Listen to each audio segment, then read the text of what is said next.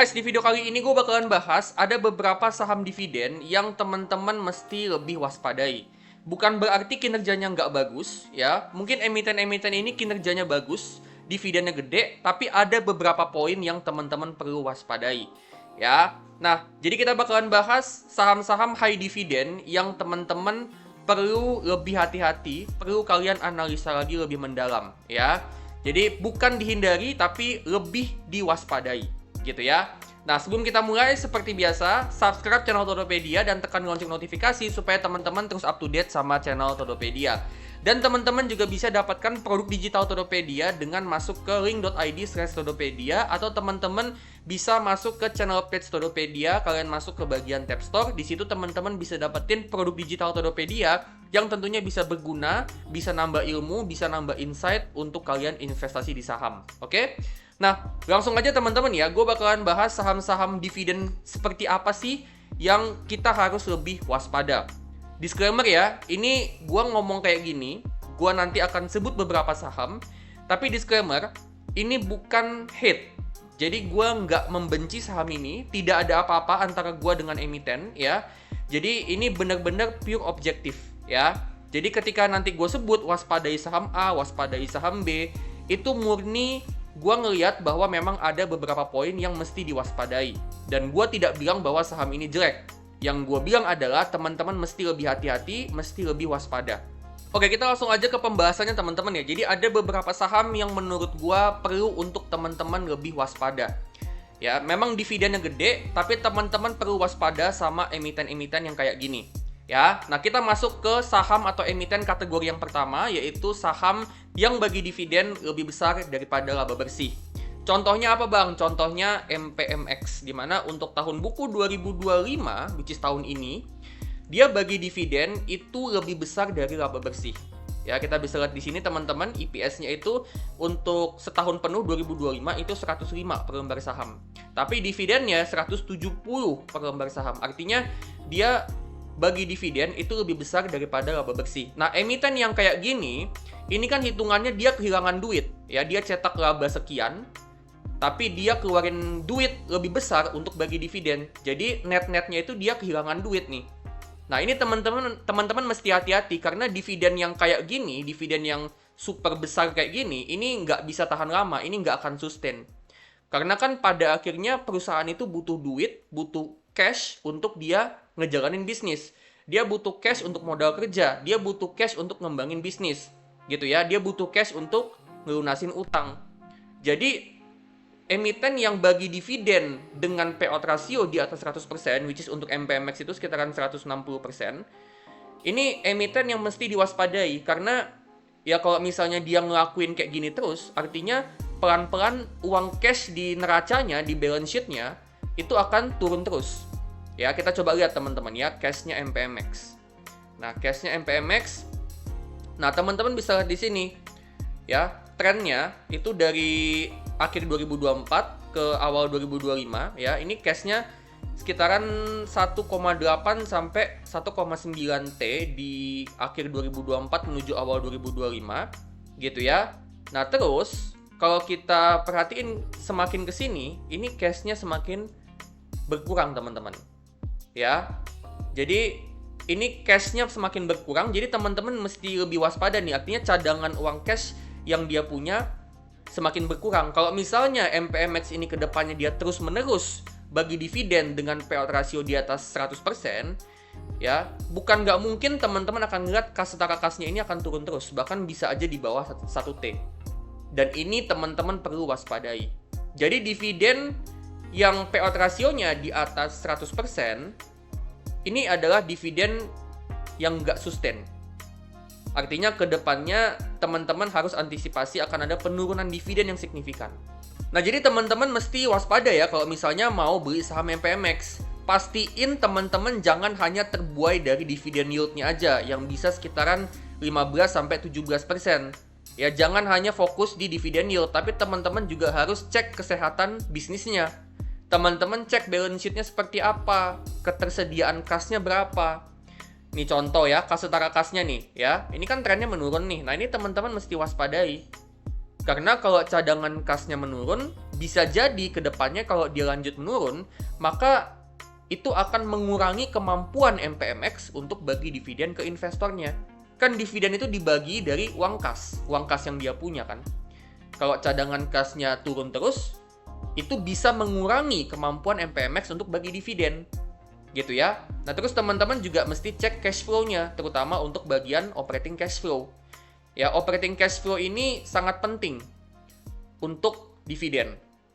Karena operating cash flow, ya, kalau dia positif, maka itu akan dipakai sebagiannya untuk capital expenditure untuk ngembangin bisnis.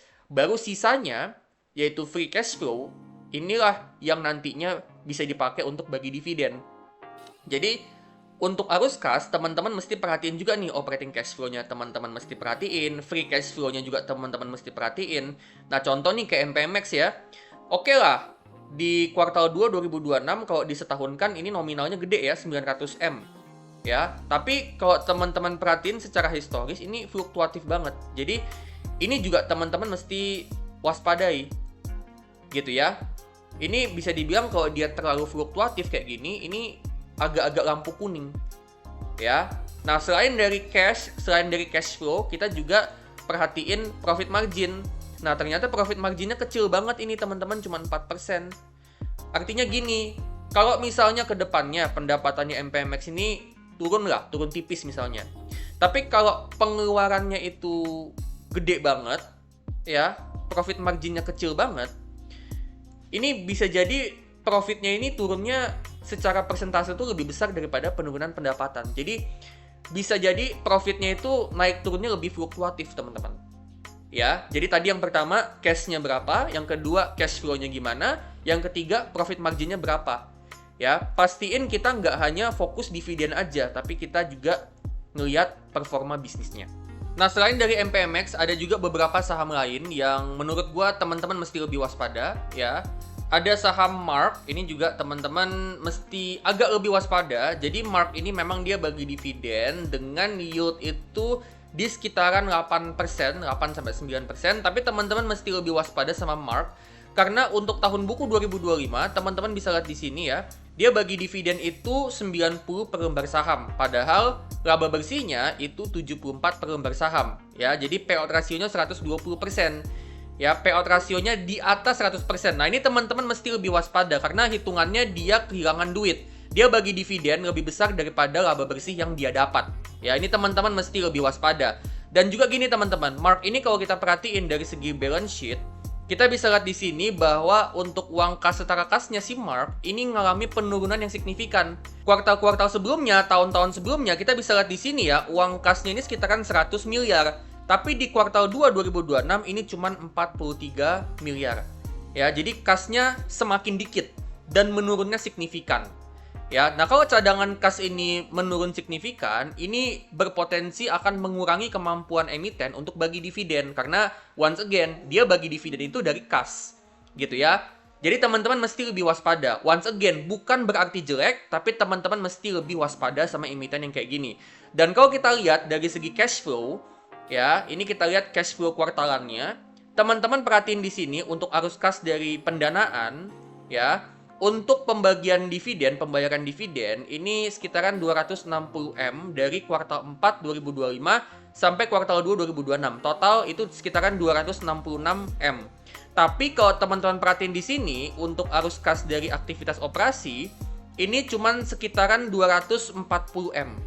Artinya apa? Operating cash flow yang diterima, ya, arus kas yang diterima dari bisnisnya itu lebih kecil daripada pembayaran dividen. Jadi dia bayar dividen dengan uang yang nominalnya lebih banyak daripada arus kas yang diterima daripada kegiatan bisnisnya.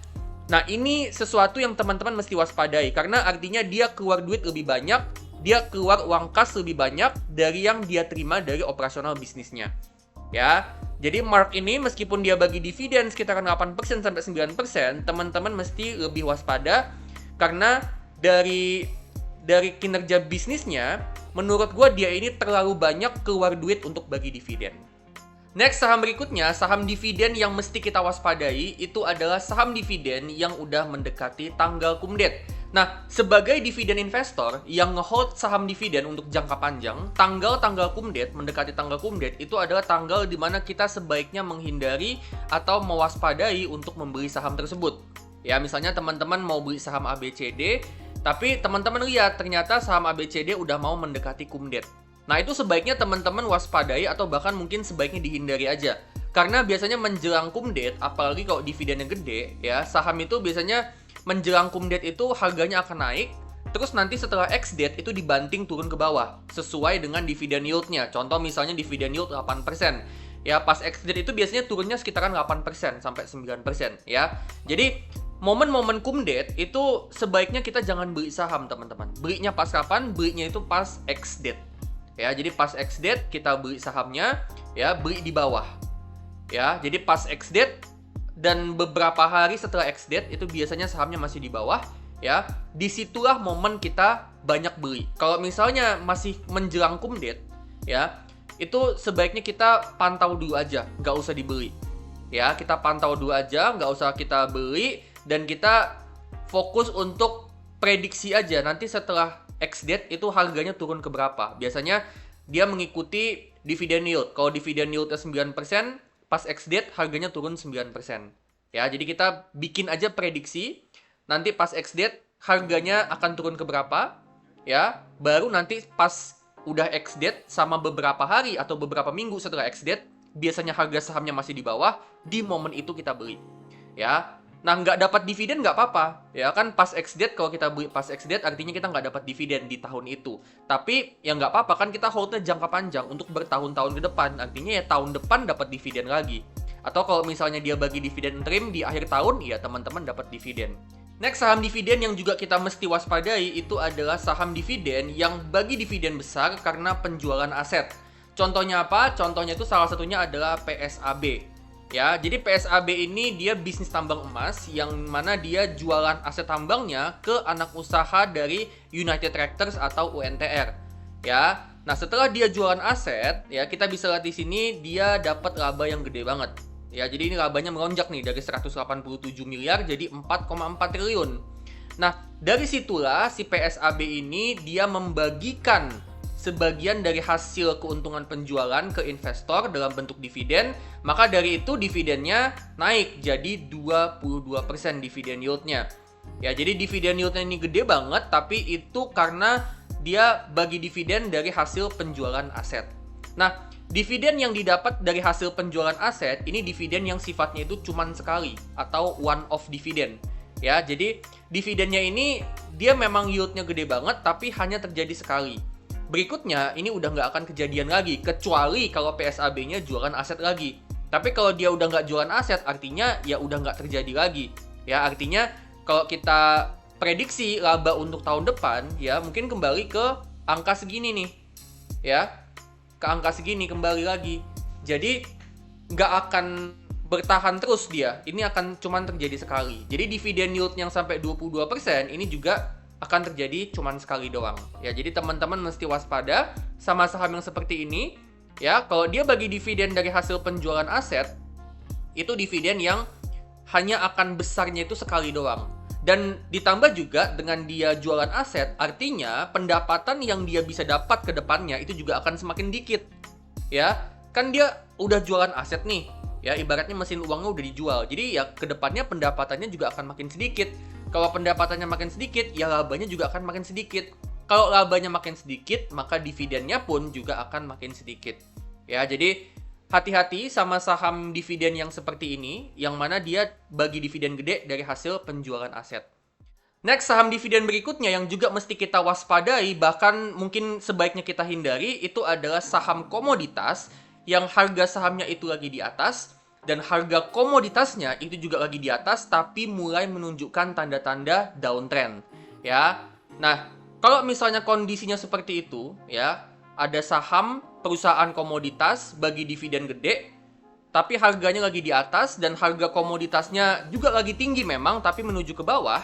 Ya, itu artinya ke depannya kalau harga komoditasnya lanjut turun, lanjut downtrend, ya artinya penjualan sama labanya perusahaan ke depannya itu akan menurun dan pelan-pelan harganya pun juga akan mengikuti.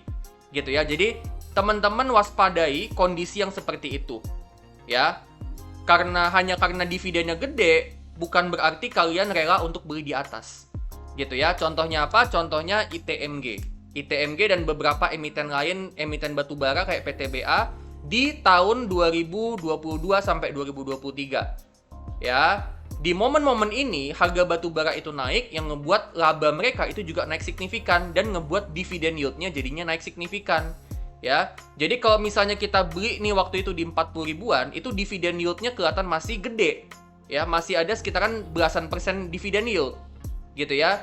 Nah, tapi kan ini kan di pucuk dan harga batubaranya juga lagi di pucuk. Setelah itu kan harga batubaranya mulai downtrend turun gitu kan, dari sekitaran 400-an USD per ton jadi sekitaran 100 kan. Jadi ketika dia mulai downtrend, maka kedepannya dia lanjut downtrend, maka pendapatan dari perusahaan batubara kan turun. Ya, jadi kalau misalnya lagi naik begini harga sahamnya dan juga harga komoditasnya lagi naik, lagi di atas, lagi di pucuk, yes, memang pendapatan akan naik signifikan, yes, laba juga akan naik signifikan, tapi hati-hati kalau misalnya lagi di pucuk untuk harga komoditasnya.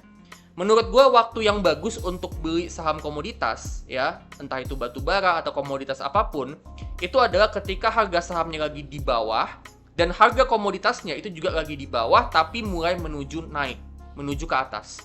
Gitu ya. Jadi tentu kalau misalnya kita beli ITMG di 40 ribuan, ya sekarang kita boncos. Dari dividen pun kita belum balik modal. Padahal dulu ketika labanya naik, dividen yieldnya naik, kita beli di 40 ribu pun, kita lihat dividen yieldnya, itu seolah-olah dividen yieldnya masih gede. Gitu ya, tapi abis itu kan dia turun. Labanya pun turun karena harga batubara turun, yang ngebuat dividennya turun. Ya, PTBA juga sama teman-teman. Ya, PTBA juga sama. Teman-teman bisa lihat di sini, PTBA ini sampai sekitaran 4.000, padahal sekarang cuma 2.000. Ya, jadi kalau misalnya teman-teman beli di pucuk, teman-teman udah loss-nya itu 40% lebih, hampir 50%. Gitu ya. Jadi meskipun ketika harga batubara itu naik, pendapatan perusahaan naik, laba perusahaan naik, yang ngebuat dividen yield-nya naik, ya itu mungkin ngebuat saham yang batubara di harga tinggi itu jadi menarik, tapi teman-teman tetap mesti waspadai momen-momen seperti ini. Ya, jadi saham batubara di sini gue nggak bilang bahwa itu jelek, tapi di momen-momen tertentu kita mesti waspada sama saham batubara. Bahkan kalau misalnya saham batubara ini lagi di pucuk, kita sebaiknya hindari dulu. Saham dividen kategori terakhir yang juga teman-teman perlu untuk waspadai itu adalah saham dividen yang free float-nya di bawah 15%. Nah, dengan adanya aturan free float saham itu minimal 15% untuk kedepannya, artinya saham-saham dividen yang free float-nya di bawah 15%, apalagi yang free float-nya di bawah 10%, ini harus menyesuaikan. Mereka harus ngebuat free float-nya itu minimal 15%. Nah, gimana caranya untuk mereka ngebuat free float-nya ini naik ke 15% minimal? Caranya itu ada beberapa. Yang pertama, owner atau pengendalinya itu harus buang sahamnya. Atau mereka harus jual saham treasury, yang mana itu akan ngebuat adanya outflow. Ya, kalau outflow dan demand-nya itu kalah dengan supply-nya, maka harga sahamnya bisa turun. Ya, jadi teman-teman mesti waspada nih sama saham-saham dividen yang free float-nya di bawah 15%. Kalau memang nanti mereka melakukan itu untuk ngebuat free float-nya jadi di atas 15%, maka teman-teman harus siap akan ada penurunan harga saham yang cukup signifikan. Terutama yang free float-nya itu di bawah 10%. Contohnya apa bang? Saham dividen yang free float-nya di bawah 15%. Contohnya ada BNGA. Ya, BNGA ini free float-nya itu cuman sekitaran 7,5%. Ya, teman-teman bisa lihat di sini. Free float-nya cuma 7,5%. Ya, kalau mereka mau naikin free float-nya ke 15% minimal, artinya antara mereka harus jual sahamnya, ya, jual sahamnya owner, sahamnya pengendali, ya, jual sahamnya saham treasury, atau mereka ngelakuin right issue. Yang mana kalau pengendalinya jual sahamnya atau mereka ngelakuin right issue, itu bisa ngebuat supply itu jadi lebih besar daripada demand, dan kalau supply lebih besar daripada demand itu bisa ngebuat harga sahamnya turun. Ya, jadi teman-teman mesti waspada. Bukan berarti BNGA ini jelek, tapi karena adanya aturan free float minimal 15%, maka kemungkinan kalau dia mau naikin free float-nya ke 15%, kemungkinan akan ada penurunan harga saham yang cukup signifikan. Tapi gini teman-teman, kalau misalnya harga sahamnya turun, maka teman-teman bisa manfaatkan penurunan itu untuk beli. Jadi waspadai saham-saham seperti ini, tapi kalau misalnya teman-teman pengen belinya itu dengan separuh budget aja. Gitu ya. Jadi jangan semua uang cash kalian pakai untuk beli sahamnya. Gitu ya. Tetap sisihin uang cash ya. Jadi ketika nanti sahamnya turun, misalnya ownernya buang sahamnya, pengendali buang sahamnya, dan sahamnya turun, teman-teman bisa beli di bawah. Nah, selain BNGA, ada juga saham lain kayak TLDN. TLDN ini juga free float-nya sekitaran 7,5%. Ya, free float-nya sekitar 7,5%. Ya, terus selain dari BNGA, TLDN, ada juga MSTI. MSTI free float-nya juga di sekitaran di bawah 15%. Ya, yang gua tahu di 11%. Oh, 14%. Ya, 14%. Ya, jadi teman-teman mesti lebih waspada nih sama saham-saham yang kayak gini. Oke, so itu dia ya, saham-saham dividen yang seperti apa sih yang sebaiknya kita waspadai atau bahkan kita hindari dulu. Ya, harapannya dari sini teman-teman bisa dapat insight untuk teman-teman bisa seleksi saham dividen yang terbaik untuk investasi. Disclaimer ya, ini bukan ajakan untuk jual beli saham tertentu. Ini juga bukan hate untuk saham tertentu. Saham-saham yang gue sebut di sini, gue bilang sebaiknya hindari, itu bukan hate, tapi lebih ke analisa gue secara objektif bahwa saham ini sebaiknya kita waspadai dulu. Ya, waspadai ini juga bukan berarti kita nggak beli, tapi kita lebih hati-hati. Ya, analisanya lebih diperdalam. Nah, itu yang gue maksud dengan waspada. Oke? Kalau kalian suka sama video ini, teman-teman klik like, bagiin video ini ke teman-teman kalian, dan teman-teman juga bisa support Todopedia dengan scan QR yang ada di kiri bawah, supaya kedepannya gue makin semangat untuk bikin konten yang terbaik buat kalian. Oke, kalau gitu gue pamit dulu dan sampai ketemu di video selanjutnya.